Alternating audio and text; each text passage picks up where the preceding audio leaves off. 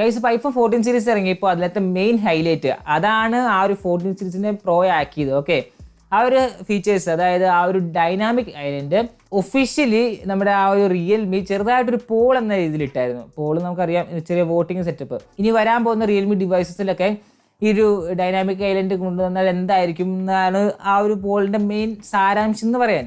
അപ്പം ഈ ഒരു ഡൈനാമിക് ഐലൻഡ് ഓൾറെഡി നമ്മുടെ ആൻഡ്രോയിഡ് ഡിവൈസിൽ നമുക്ക് യൂസ് ചെയ്യാൻ പറ്റും ഒരു ആപ്ലിക്കേഷനിലൂടെ. നമ്മൾ ആ ഒരു ആപ്ലിക്കേഷൻ ഇൻസ്റ്റാൾ ചെയ്ത് കുറച്ച് സെറ്റപ്പ് ഒക്കെ ചെയ്ത് നോക്കി ഐഫോൺസിൻ്റെ ആ ഒരു ഫ്ലോ ഇല്ലേ, നമ്മുടെ ആ ഡൈനാമിക് ഐലൻഡ് ഫ്ലോ, അതിൻ്റെ ഏകദേശം എഫക്റ്റ് ഈ ഒരു ആപ്പ് നമുക്ക് തരുന്നുണ്ട്. അപ്പോൾ ആപ്പിനെ പറ്റി നമ്മൾ പറയുന്നുണ്ട്. ജസ്റ്റ് മിനിറ്റ്, അതിന് മുമ്പായിട്ട് ഈ ഒരു ഡൈനാമിക് ഐലൻഡ് ആൻഡ്രോയിഡ് വേർഷൻസ് ഇറക്കാൻ പോകുന്നത് ഫസ്റ്റ് റിയൽമി ആയിരിക്കും. റിയൽമി കാരണം അതിൻ്റെ പരിപാടി എന്തായാലും തുടങ്ങി കാണും. അതുപോലെ തന്നെ ഷോമിയും ഇതിൻ്റെ പുറകെ തന്നെ നിന്നുണ്ട്. അപ്പം മിക്കവാറും ഈ ഒരു രണ്ട് ബ്രാൻഡ്സിൽ നമുക്ക് വൈകാതെ തന്നെ ഡൈനാമിക് ഐലൻഡ് എന്ന് പറഞ്ഞാൽ ആ ഒരു ഫീച്ചർ വേറെ ഏതെങ്കിലും പേരിൽ നമുക്ക് എന്തായാലും ഉണ്ടാവും. പറഞ്ഞിട്ട് കാര്യമില്ല, ആൻഡ്രോയിഡ് ഡിവൈസസിൻ്റെ ഒക്കെ മെയിൻ ഹരമാണ് ഐഫോൺസിലൊക്കെ വരുന്ന എന്തെങ്കിലുമൊക്കെ കോപ്പി അടിക്കുക. കുറ്റം പറയാനൊന്നുമില്ല, കാരണം ആപ്പിൾ ആൻഡ്രോയിഡിൻ്റെ കോപ്പി അടിക്കാറുണ്ട്, അതുപോലെ തന്നെ ആൻഡ്രോയിഡും ഐഫോണിൻ്റെ കോപ്പി അടിക്കാറുണ്ട്. അപ്പം ഇതിലങ്ങനെ കോപ്പി അടിച്ചുള്ള പരിപാടി എന്ന് പറഞ്ഞിട്ടൊന്നും ഒരു കാര്യമില്ല. അത് അവരുടെ മാർക്കറ്റിംഗ് സ്ട്രാറ്റജിയാണ്.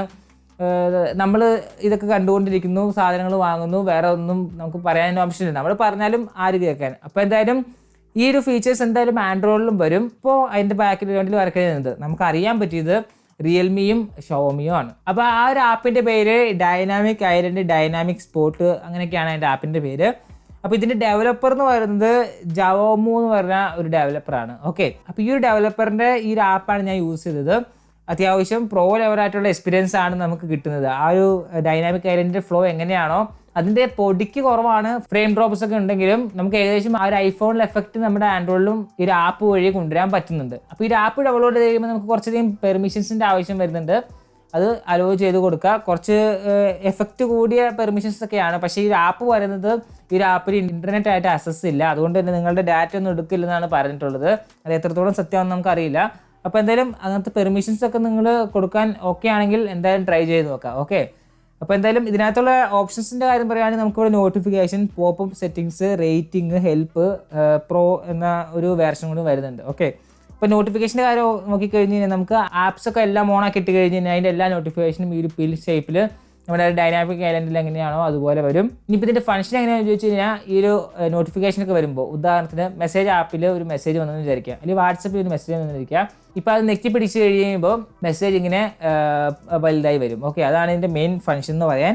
ഇപ്പോൾ ഞാൻ ഈ റിയൽമി ലെവലിൽ ഡൗൺലോഡ് ചെയ്ത് നോക്കി, പക്ഷേ ചില സമയത്ത് ഈ ആപ്പ് ക്രാഷ് ആവുന്നുണ്ട്.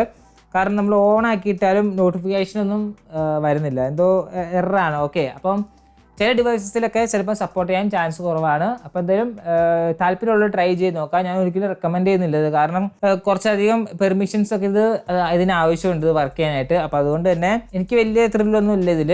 അതുകൊണ്ട് തന്നെ ഞാനിപ്പോൾ ഈ വീഡിയോ ചെയ്യാൻ വേണ്ടി ഇൻസ്റ്റാൾ ചെയ്ത് സെറ്റപ്പ് ചെയ്യുന്നുള്ളൂ. ഇതിപ്പോൾ ഞാൻ ഡിലീറ്റ് ചെയ്ത് കളയും. ഓക്കെ, അപ്പോൾ ഇപ്പോൾ ട്രൈ ചെയ്ത് യൂസ് ചെയ്യാൻ നിങ്ങൾക്ക് യൂസ് ചെയ്യാം, നോ വറീസ്. ഈ ഒരു പെർമിഷൻ ഒക്കെ കൊടുക്കാൻ വിഷയമില്ലെങ്കിൽ. അപ്പോൾ ഈ വീഡിയോ തന്നെ എന്താ പറയാനുള്ള ഈ ഒരു ഡൈനാമിക് ഐലൻഡിനെ പറ്റി നമ്മുടെ ആൻഡ്രോയിഡ് ഡിവൈസിലൊക്കെ വരുന്നു. അപ്പോൾ ഈ വീഡിയോ ഇഷ്ടപ്പെടാൻ ലൈക്ക് ചെയ്യുക, ഷെയർ, സബ്സ്ക്രൈബ് ചെയ്യാം. അടുത്തൊരു ടെക് വീഡിയോ ആയിട്ട്.